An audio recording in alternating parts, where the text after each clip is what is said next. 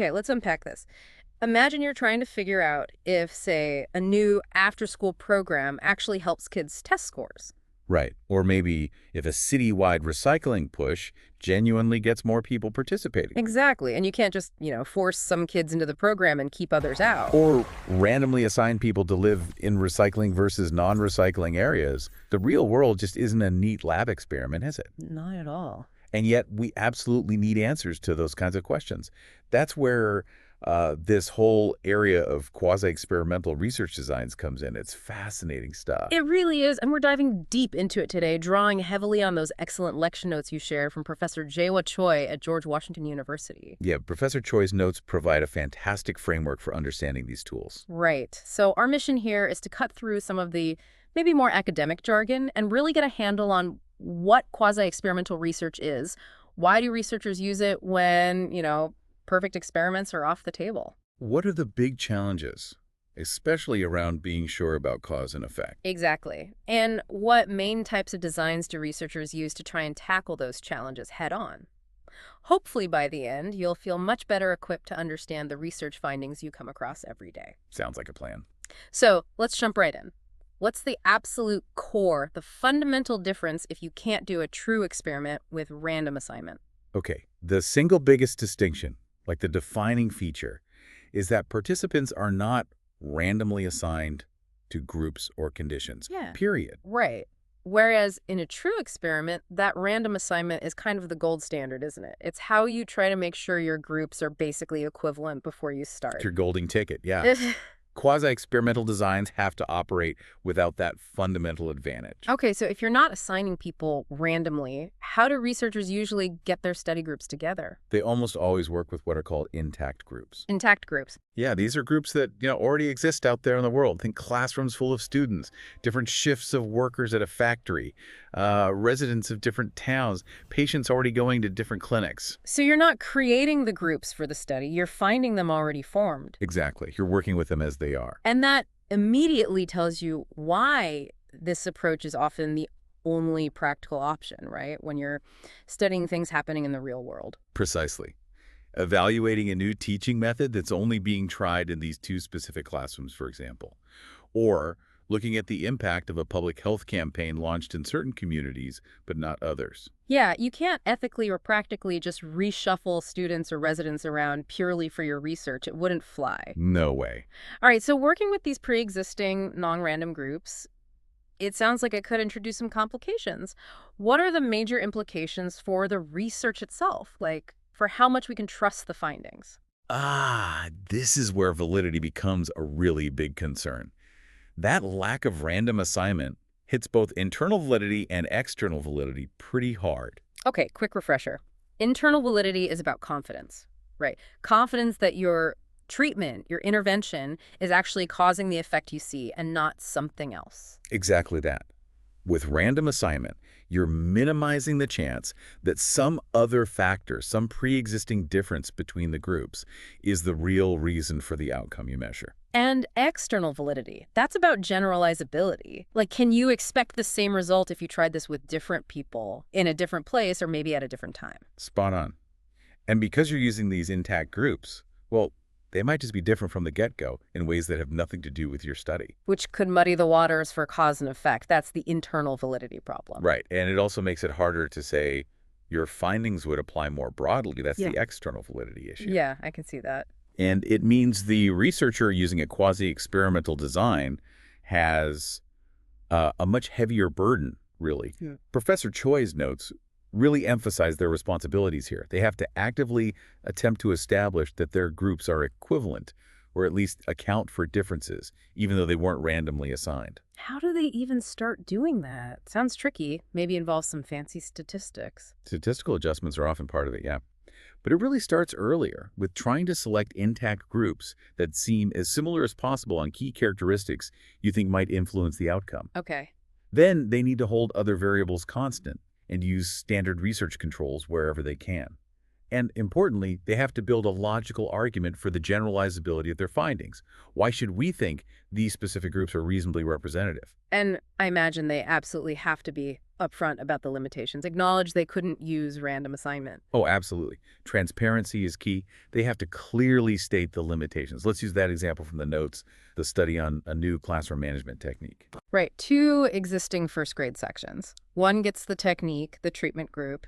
The other doesn't, the comparison group. And they compare like the number of behavioral disruptions. Yeah. So my first thought is, well, what if one of those sections just happened to have more kids with behavioral challenges to begin with? Exactly. Or what if the teacher in one section was already, exceptionally skilled at classroom management, regardless of this new technique? Ah, okay. Those are pre-existing differences between the groups, differences that random assignment would have probably averaged out. Precisely. So without random assignment, if you see fewer disruptions in the treatment section afterwards, you can't be 100% sure it was the new technique. It could just be that group started differently, or maybe the teacher implementing it was just more effective anyway. That's a classic example of selection bias. It's a major threat to internal validity in these kinds of designs. And thinking about external validity, those two specific first grade classes might not be typical of all first graders everywhere, right? So saying the technique would work broadly might be a stretch. That's the external validity concern, yes. It really highlights why random assignment is so powerful when you can use it. It definitely does. But again, sometimes quasi-experimental designs are the only practical way to study really important questions. The key is understanding their limits and knowing the different approaches, the different designs researchers use to try and strengthen their findings. Which brings us perfectly to the different types of quasi-experimental designs. Professor Choi's notes lay out several common structures. Yeah, let's walk through them. Maybe start with the simplest one, which perhaps unsurprisingly is often the weakest. The post-test only, non-equivalent group design. Okay, post-test only, non-equivalent group. What does that look like in practice? So you take two or more of these intact groups. One group gets the treatment, the intervention, whatever it is you're studying. The other group acts as a comparison or control. Get. And the post-test only part means? It means you only measure your outcome variable once, and that's after the treatment has been applied to the first group. Ah, okay. So using that shorthand notation researchers sometimes use. G for group, X for treatment, O for observation, maybe for no treatment. It'd be something like G1, X01, and then G2, O2. Exactly that notation. Group 1 gets the treatment, X, then is observed, O1. Group 2 gets no treatment and is also observed, O2. You then compare O1 and O2. Okay. And why is this generally considered weak in terms of validity?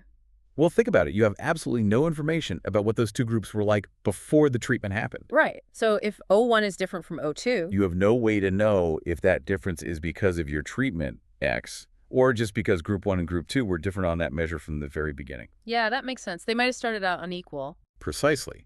The notes correctly point out that you should really only consider this design if you have some other really strong pre-existing data proving the groups were very similar beforehand on the outcome variable.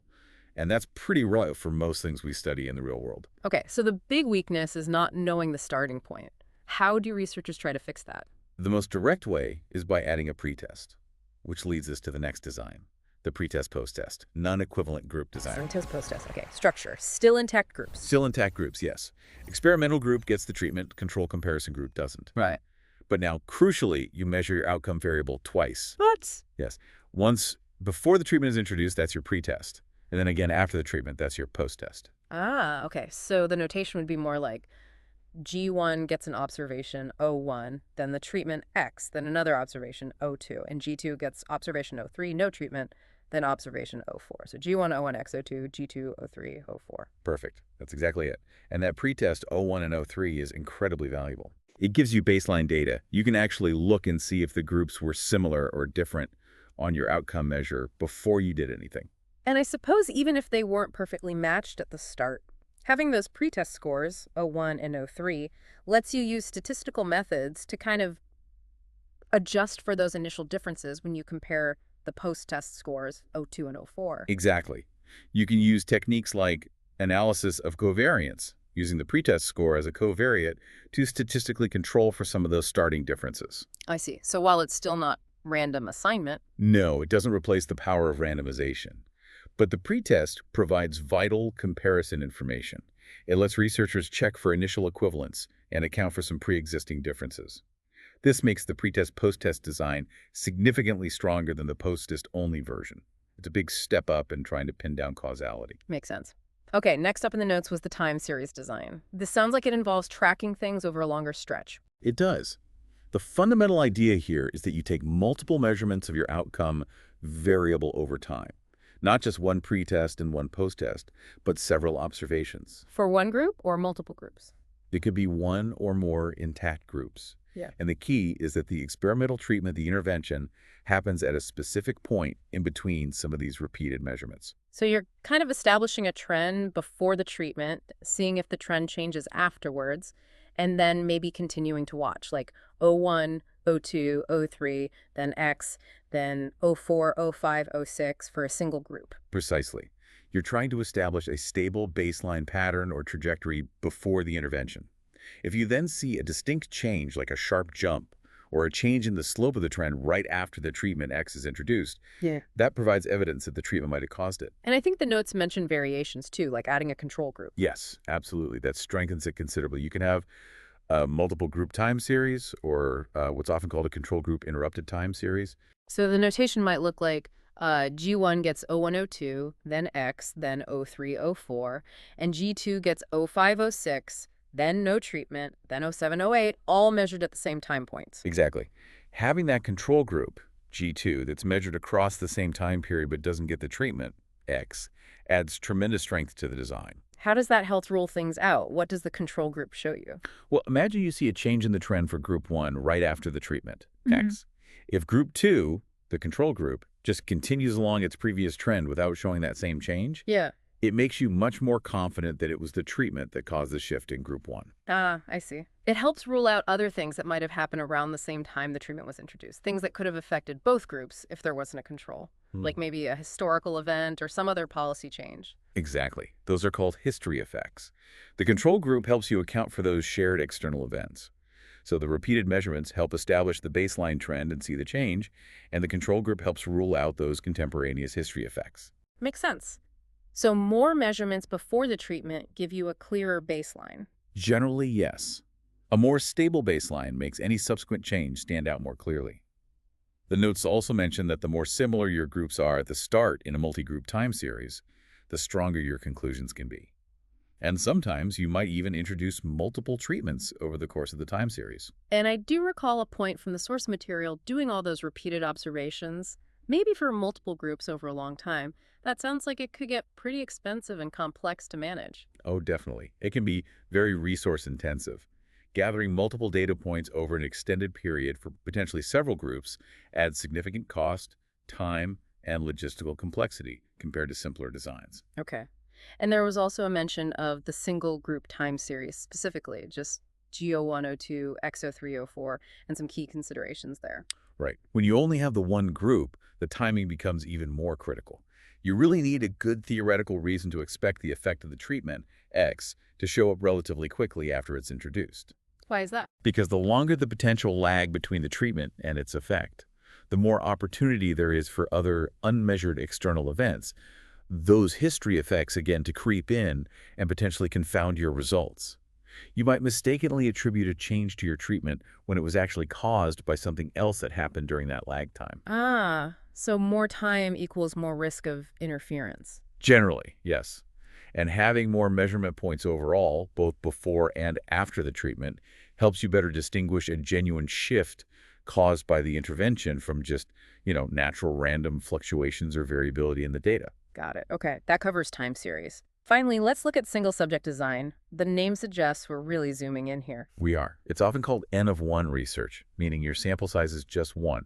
You're studying a single individual, maybe a single classroom, or perhaps one specific organization, very intensely over time. And the goal? The goal is usually to see how an intervention impacts that specific case. There's often an emphasis on what's called the single variable rule, trying as much as possible to change only one thing, the intervention at a time, to clearly see its effect, though that can be tricky in real-world settings. Okay, the first specific type mentioned is the A-B design. What do A and B stand for here? A represents the baseline phase. This is a period where you take repeated measurements of your outcome variable before you introduce any intervention. You're establishing the typical pattern, the baseline level of whatever you're measuring. Okay, so A is baseline. What's B? B is the treatment or intervention phase. You introduce the experimental treatment, and you continue taking repeated measurements of the same outcome variable. So you watch the pattern during A, like O1, O2, O3. Then you introduce the treatment X and watch the pattern during B, O4, O5, O6. That's the structure. You're looking for a clear, ideally immediate and sustained change in the level or trend of the outcome measure that seems to coincide with the shift from the A phase to the B phase. Okay, and then there's the ABA design, what's added there.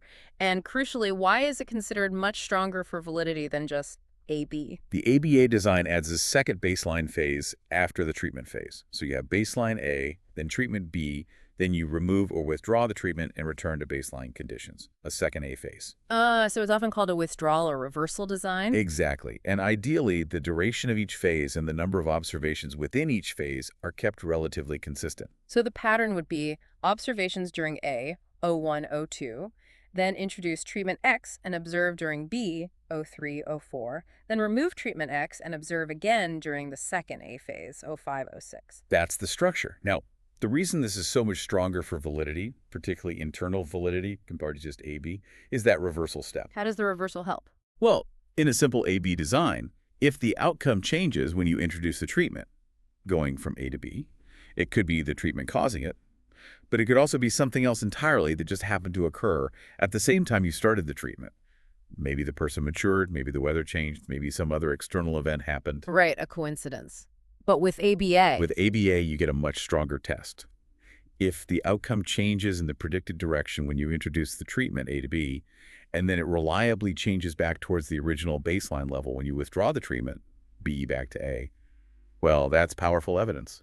because it's much less likely that some random external factor would just happen to perfectly coincide with both the introduction and the removal of your specific treatment, causing the effect to appear and then conveniently disappear right on cue. Exactly. That reversal makes it much harder to argue that something other than the treatment was responsible for the change. It provides much stronger evidence for a functional relationship between the treatment and the outcome within that specific case. Wow, okay. That reversal step really does seem like a critical test. It significantly boosts your confidence that the treatment actually caused the change you observed. Better internal validity. It really does for that individual case being studied. Okay, that makes a lot of sense. Yeah. And those cover the main types of quasi-experimental designs we pulled from Professor Choi's notes, right? They do. Each one represents a different strategy, a different set of tools researchers can use, depending on their specific question and constraints, to try and gather the most convincing evidence possible when random assignment just isn't feasible. So let's try to bring this all together. What's the big picture, the core takeaway from this deep dive into quasi-experimental research? I think the main point is that these designs are absolutely essential. They're indispensable tools for trying to understand cause and effect in the messy reality of the world outside the lab. Right, where random assignment is often impossible, either for ethical reasons or just practical ones. Exactly.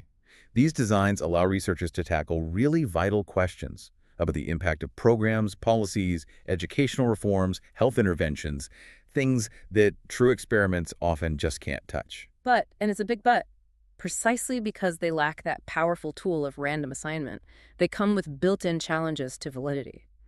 Especially internal validity, being really sure your intervention caused the effect you measured. That's the trade-off. It means researchers using these designs have to be extra careful, extra diligent.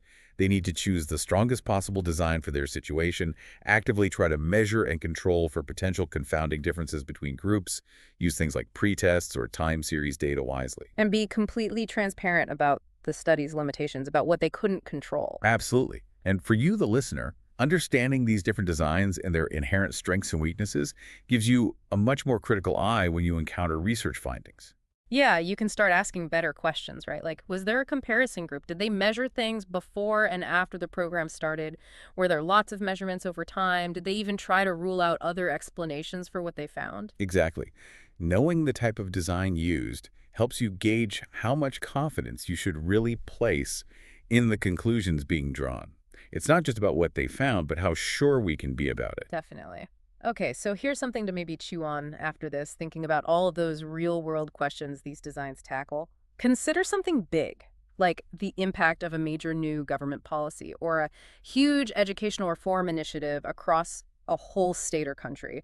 Random assignment is obviously impossible there. Completely impossible. So thinking about the design principles we just discussed, the pretests, the comparison groups, the time series data, the attempts to show equivalence, what kinds of things would you hope researchers try to incorporate into their study of that policy or reform to make their findings as convincing as possible? What would make you trust their conclusions more? Yeah. Would you be looking for a comparison to similar places that didn't implement the policy? Would you want to see clear data showing what things look like for years before the policy compared to years after? Good questions. Definitely something to think about next time you read a headline about a study on that kind of large scale change.